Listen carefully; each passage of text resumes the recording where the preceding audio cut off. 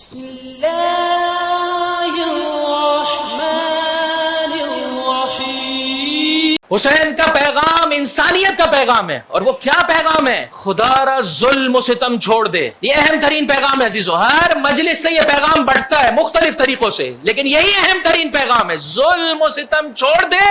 ظالم اگر قابل ہدایت نہیں ہے اس کا دشمن ہو جا، اور مظلوم کا حامی و مددگار ہو جا۔ چاہتا ہے اگر اس معاشرے سے ظلم و ستم کا خاتمہ ہو جائے، نمبر 1 سب سے پہلا کام کیا کریں؟ اپنی زندگی میں سے ظلم۔ روز عاشور عزیزو، یہ بات کم پڑھی جاتی ہے، یا شاید اب آخر میں ہمارے ممبروں سے پڑھی جانے لگی۔ روز عاشور اس قلیل سی تعداد کو دیکھتے ہوئے سید الشہداء کیا فرما رہے ہیں؟ اگر تم میں سے کوئی مقروض ہے تو سید الشہداء کے کاروان کو چھوڑ دے۔ روز عاشور، مولا اتنی قلیل سی تعداد ہے کا جو خود اس کے وجود میں ظلم پایا جاتا ہو، وہ اس جہان کو کہ جو ظلم و ستم سے بھرا ہوا ہے، اسے خالی کرنے میں اور پاک کرنے میں سید الشہداء کا ساتھ نہیں دے سکتا ہے۔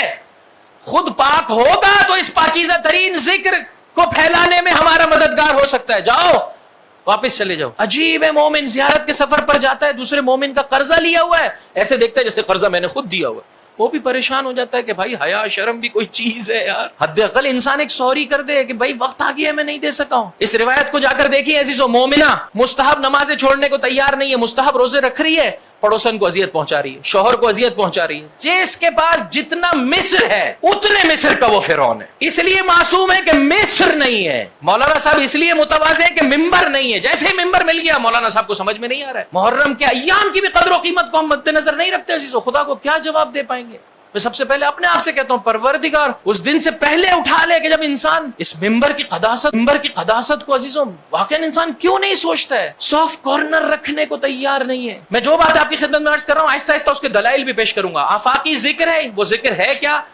ظلم اپنے وجود سے نکال دیں۔ اتنی مجلسوں کے بعد اہم ترین تحفہ یہ ہے، یا ظلم میرے اور آپ کے وجود سے نکل جائے، یا انسان کے وجود میں تواضع آ جائے۔ پروردگار بوڑھے ماں باپ کے ساتھ بد اخلاقی کرتا ہوں، آج اس فرش عزا پر ہاتھ رکھ کے تجھ سے طے کر کے جاتا ہوں، سید الشہداء کو جو ہے وہ ضامن قرار دیتا ہوں، آج کے بعد کوتاہی نہیں کروں گا۔ پھر خطا ہو جائے کوئی بات نہیں، پلٹ آئے، جانتے بوجھتے انسان دوسرے کا پیسہ نہ کھائے، دوسرے کے ساتھ بد اخلاقی نہ کرے۔ عزیزو آپ چھوٹے چھوٹے حکم اسلامی کو دیکھیں، عزیزو آپ چھوٹے چھوٹے حکم اسلامی کو دیکھیں، کتنے خوبصورت حکم ہیں، ہم نے سب بھلا دیے اور ایک دوسرے کا حق چھیننے کے لیے، اور مجلس بھی انسان نہیں چھوڑتا ہے۔ یہ تو غلط بات ہے، یہ تو اچھی بات نہیں ہے۔ بس ایک ظلم اپنی زندگی سے نکال دے۔ فرمایا مستحب نماز پڑھنے والی مومنہ، لیکن اگر پڑوسن کو اذیت پہنچا رہی ہے یہ فی النار، جہنمی ہے، بنسبت اس کے کہ جو واجبات کے مطابق پڑھ رہی ہے لیکن کسی دوسرے کو اذیت نہیں پہنچا رہی۔ ہر انسان اپنے وجود میں جھانکے۔ ایک بس اہم ترین ہدف کیا ہے عزیزو؟ ارسال رسول کا۔ کیوں اللہ نے انبیاء بھیجے، کیوں اوصیاء بھیجے؟ بتائیے، تاکہ معاشرے میں عدل و انصاف کا بول بالا ہو، عدل و انصاف کا پرچم جو ہے وہ لہرائے، ظلم و ستم کسی پر نہ ہو۔ اس کے لیے کیا کرنا پڑے گا؟ سب سے پہلے اپنی زندگی میں سے بولیے ظلم کا خاتمہ کرنا ہے۔ اپنے طور پر سوچئے، ہر مجلس سے آپ کو ایک نقطہ ملتا ہے، یہ ظلم ہے، آج کے بعد میری زندگی میں نہیں ہوگا، یہ بھی ظلم ہے، آج کے بعد یہ میری زندگی میں نہیں ہوگا۔ انسان آہستہ آہستہ اپنے آپ کو پاک کرنا شروع کر۔ اب آئیے امام کی مدد کریں۔ یہ پیغام اللہ کے رسول سے، مولا کائنات سے تمام معصومین نے پیش کیا عزیزو۔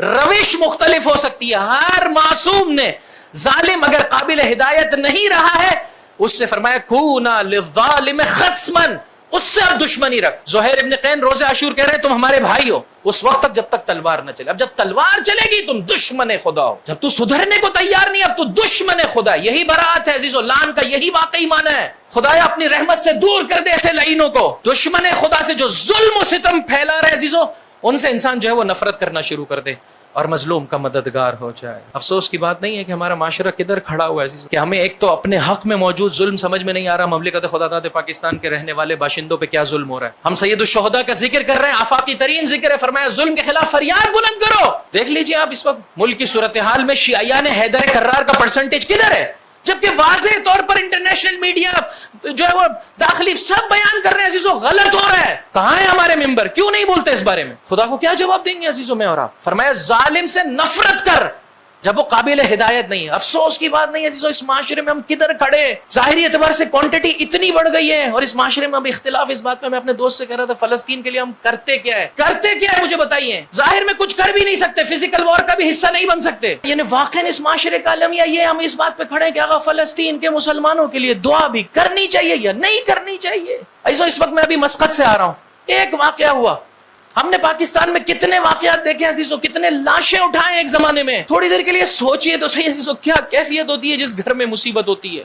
شاید بعض لوگ ہیں جو پیسہ دے رہے ہوں گے, وگرنہ عزیزو صرف دعا کی بات, درد کو انسان احساس کرے, ظالم سے نفرت رکھے, مظلوم کے مددگاروں میں ہو جائے. مولا نے مینا کے اندر جو خطبہ دیا عزیزو, میں نے ختم کیا, مینا کے خطبے میں فرمایا اللہم انک تعلم انه لم يكن ما كان منا تنافسا في سلطان بل التماسا في من فضول الحطام. سید الشہداء کا یہ قیام دنیا کے بھوسے سے تعبیر کیا عزیزو, دنیا کے اس مقام کو. فرمائے اس کے لیے نہیں ہے, یہ سلطنت کی لڑائی نہیں ہے, یہ قدرت کی جو ہے وہ کیا ہے کمپٹیشن نہیں ہے, یہ الہی قیام ہے. وَلَكِنْ لِنُرِيَ الْمَعَالِمَ مِنْ دِينِكَ وَنُظْهِرَ الْإِصْلَاحَ فِي بِلَادِكَ وَيَأْمَنَ الْمَظْلُومُونَ مِنْ عِبَادِكَ. سید الشہداء چاہتا ہے دین کی نشانیوں کو دیکھنا, سید الشہداء چاہتے ہیں اصلاح, سید الشہداء چاہتے ہیں کہ مظلوم امن میں رہے, نہیں کہ وہ فریاد بلند کرے اور کوئی اس کے لیے آواز بلند کرنے کو بھی راضی نہیں. عزیزوں, اگر ہمارا معاشرہ آج اس بات پہ لڑ رہا ہے تو مجھے بتائیے کہ ہم کدھر کھڑے ہیں, کل کو خدا کی بارگاہ میں کیا جواب دیں گے. ایک, اپنی زندگی میں سے ظلم و ستم کا خاتمہ کر دیں.